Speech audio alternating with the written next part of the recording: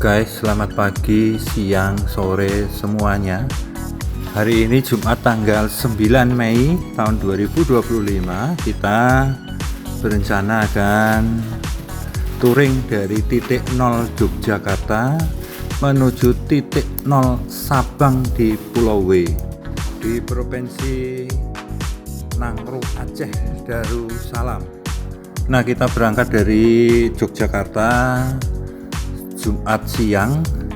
Untuk etape pertama ini nanti kita akan menuju ke Provinsi Banten, tepatnya di Tangerang Selatan, dan rencananya perjalanan dari Jogja menuju titik 0 Sabang akan kita bagi di dalam 14 etape. Seperti apa setiap etapenya, kemana saja tujuan dan perjalanannya dilakukan, mari kita sama-sama ikuti. Oh ya, nanti sambil saya bagikan berbagai macam info tentang daerah-daerah yang kita lewati. Nah guys, untuk yang pertama dari Yogyakarta kita melewati Sleman. Dari Tempel kita menuju ke daerah Purworejo, namun rute yang kita tempuh adalah dari Tempel melewati Kecamatan Minggir, kemudian kita masuk di Sedayu Bantul di perbatasan dengan Kulon Progo, dekat ya, Jembatan Progo. Kenapa kita melewati jalur dari Tempel menuju Minggir? Karena kita juga sambil melihat di sebelah kanan kita tadi adalah pembangunan pintu tol yang akan menghubungkan dari Jogja ke Bawen. Pembangunannya sudah mendekati selesai dan saat ini kita melewati Buk Renteng yang dibangun di era penjajahan zaman Belanda dan Jepang. Dan Buk Renteng ini adalah salah satu gagasan dari Kanjeng Sinuwun Sultan ke-9 untuk dalam rangka warga Jogja supaya tidak diikutkan di kerja paksa, sehingga membuat pengairan salah satunya di Selokan Mataram kalau melalui Buk Renteng ini adalah saluran Van der Wijk, karena gubernur waktu itu adalah dari Hindia Belanda adalah Van der Wijk. Saat ini kita melewati wilayah di Kecamatan atau Kapanewon Minggir, yaitu Kapanewon atau kecamatan yang terletak di bagian paling barat dari Kabupaten Sleman, berbatasan langsung dengan di sebelah barat Sungai Progo, masuk wilayah Kulon Progo, sebelah selatan berbatasan dengan Moyudan dan bersentuhan pula dengan Sayegan dan Bodean.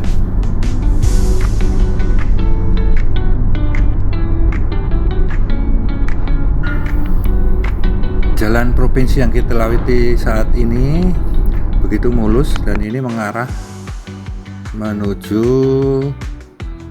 Jalan Bodean, dan kita ke selatan terus melalui Kapanewon Moyudan, kemudian tembus ke jalur Jalan Wates, yaitu di dekat dari Jembatan Progo. Rencananya nanti kita akan masuk Kota Wates, kemudian kita mengambil jalur Dendeles di sisi selatan atau disebut Pansela. Nah, sebentar lagi kita masuk di Jembatan Progo, jembatan baru yang akan kita lewati ini, dan di sebelah kanan kita itu adalah jembatan lama. Dua-duanya tetap difungsikan, masing-masing satu jalur untuk depan dan satu jalur untuk dari belakang. Demikian. Kemudian dari sini kita masuk ke wilayah Kabupaten Kulon Progo nanti kita akan mengambil jalur Dendles yang menyusuri pantai selatan dari Pulau Jawa. Jalur pantai selatan atau jalur Pansela merupakan jalan di sisi selatan Pulau Jawa yang membentang dari Provinsi Banten hingga Jawa Timur. Panjang keseluruhan dari Pansela atau pantai selatan, jalurnya ini adalah 1405 km kira-kira. Nah, sebagian dari jalur pantai selatan tersebut sering disebut dengan Jalan Dendles, yang ini biasanya digunakan sebagai rute alternatif di dalam mudik waktu masa-masa Lebaran. Namun banyak fakta sejarah yang menarik yang dapat disimak dari jalur Dendles ini. Sebagian orang tahunya ini adalah jalur Dendles sama dengan di jalur pantai utara atau disebut jalur pos, jalan pos, di mana yang membuat memperkasai adalah sama-sama bernama Dendles. Namun perlu diketahui bahwa di pantai selatan ini bukan Gubernur Hindia Belanda yang membangun, tetapi adalah asisten residen sama-sama bernama Dendles, dan waktunya pun berbeda. Ada selisih 27 tahun dari dibangun di pantai utara jalur Anyer Panarukan. Ini 27 tahun kemudian dibangun jalur Dendles di pantai selatan. Namun banyak yang belum mengetahui bahwasanya jalur pantai selatan ini sudah ada sejak abad keempat, yaitu di masa berdirinya berbagai kerajaan di Pulau Jawa. Berbagai kerajaan yang berdiri silih berganti di pesisir selatan Pulau Jawa telah lebih dulu menggunakan jalur ini sebagai jalur penghubung. Jalur ini pun dikenal sebagai jalur untuk mengirimkan upeti. Pada waktu itu memang lazim berlaku upeti bagi kerajaan-kerajaan di Pulau Jawa. Nah, pada masa kolonial, sebelum dibangun oleh asisten residen Dendles, jalur ini juga digunakan oleh Pangeran Diponegoro sebagai rute perlawanan terhadap pemerintah Hindia Belanda. Sejarah perlawanan Pangeran Diponegoro kira-kira di tahun 1825 sampai 1830 atau biasa disebut dengan periode Perang Pangeran Diponegoro. Sementara Augustus Dick Dendles, asisten residen Ambal yang membangun jalan ini, baru menjabat sebagai asisten residen Ambal pada tahun 1838. Jadi ini setelah periode Perang Pangeran Diponegoro. Kemudian beliau memang berencana untuk memperbaiki jalur selatan ini sekaligus merubah namanya. Tujuannya adalah untuk meredupkan pamor dari Pangeran Diponegoro yang pada saat itu sangat melekat sebagai sosok pahlawan yang melakukan perlawanan keras terhadap Hindia Belanda. Nah, kebanyakan orang mengira Jalan Dendles di Pantura dan Pansela dibangun oleh sosok yang sama. Namun seperti diketahui bahwa dua-duanya berbeda. Kalau Jalan Raya Pos atau Jalan Raya Anyer Panarukan dibangun oleh Gubernur Jenderal Belanda, yaitu Herman Willem Dendles. Sementara yang di pantai selatan ini dibangun oleh Augustus Dick Dendles atau A.D. Dendles. Sekali lagi, beliau adalah asisten residen di Ambal. Kalau berbicara tentang Ambal, tentu terkenal dengan sate Ambal. Monggo bisa dinikmati ketika Anda melewati di jalur Dendles pantai selatan ini. Nah, panjang jalan Dendles di pantai selatan ini sekitar 130 km yang membentang dari Cilacap hingga di wilayah Bantul.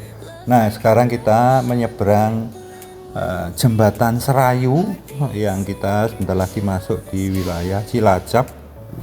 Kemudian nanti kita akan ke utara menuju Majenang.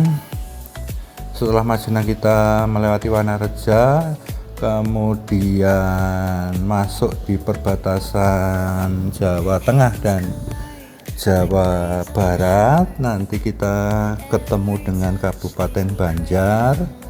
Setelah dari Banjar kita mengarah ke Ciamis. Dari Ciamis ke Tasikmalaya dan melewati tanjakan atau lingkar nagrek yang biasanya moga-moga nanti tidak macet ketika kita sampai di sana. Dari nagrek kita mengarah menuju Bandung, dan dari Bandung nanti kita akan tembak melalui Cilenyi menuju Jakarta dan lanjut kita akan beristirahat di wilayah Tangerang Selatan atau tepatnya di Bumi Serpong Damai BSD. Nah, ketika kita memasuki daerah perbatasan Jawa Tengah dan Jawa Barat, maka kalau kita mencermati bahasa yang digunakan, ada dua bahasa, yaitu bahasa Sunda dan bahasa Jawa, terutama di daerah perbatasan Jawa Tengah bagian barat. Dan bahasa Sunda memiliki sebaran di wilayah barat Pulau Jawa, termasuk di daerah perbatasan Jawa Tengah bagian barat. Bahasa Jawa juga digunakan di daerah perbatasan, terutama di daerah Banyumas. Selain dari perbedaan tentang bahasa yang digunakan oleh Jawa Tengah dan Jawa Barat, maka kalau kita cermati juga ada perbedaan utama antara masakan Jawa dan Sunda, yaitu terletak pada rasa, bahan, dan gaya memasak. Masakan Jawa cenderung lebih dominan rasa manis dan gurih, sedangkan masakan Sunda lebih segar dengan rasa asam, gurih, dan pedas. Selain itu, masakan Sunda sering menggunakan sayuran segar dan ikan air tawar, sementara masakan Jawa lebih luas dalam penggunaan bahan dan rasa. Sebagai contoh soal makanan, kalau di Jawa kita mengenal nasi liwet, opor, gudeg, soto, klepon. Kalau di Jawa Barat kita banyak melihat pepes, karedok, nasi tutuk, oncom, nasi timbel, nasi liwet. Nah, teman-teman, nanti ketika kita sampai di Jakarta dan sebagian Banten, kental dengan budaya Betawi, masyarakat Betawi, ada perbedaan pula nanti di bahasa dan makanan. Seperti apa? Nanti kita lihat bersama-sama.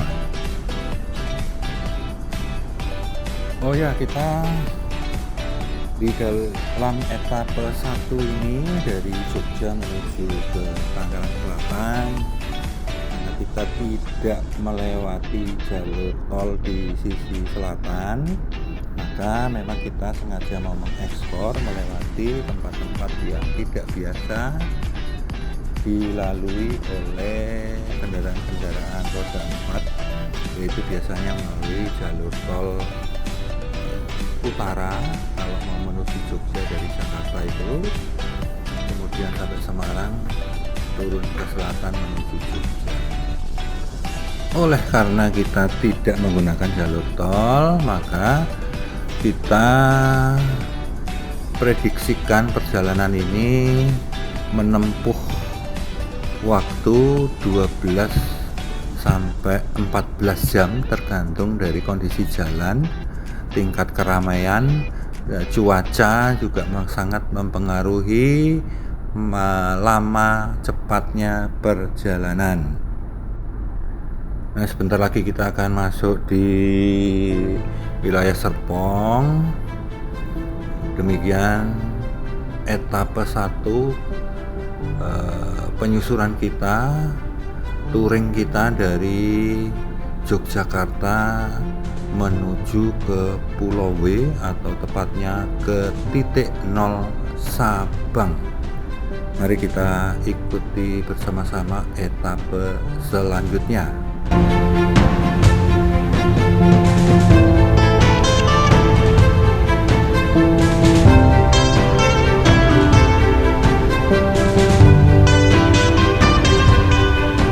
Tadi siang kita berangkat dari Jogja pukul 14.00 waktu Indonesia bagian Barat, dan nanti jam 3, sebentar lagi jam 03 dini hari kita akan sampai di BSD Tangerang Selatan, sehingga lama perjalanan kita termasuk dengan beristirahat beberapa kali, mencari makan malam, ini lama perjalanannya adalah 13 jam. Berhubung sudah dini hari, maka kita akan beristirahat dulu untuk besok sore kita lanjutkan perjalanan kita di etape kedua.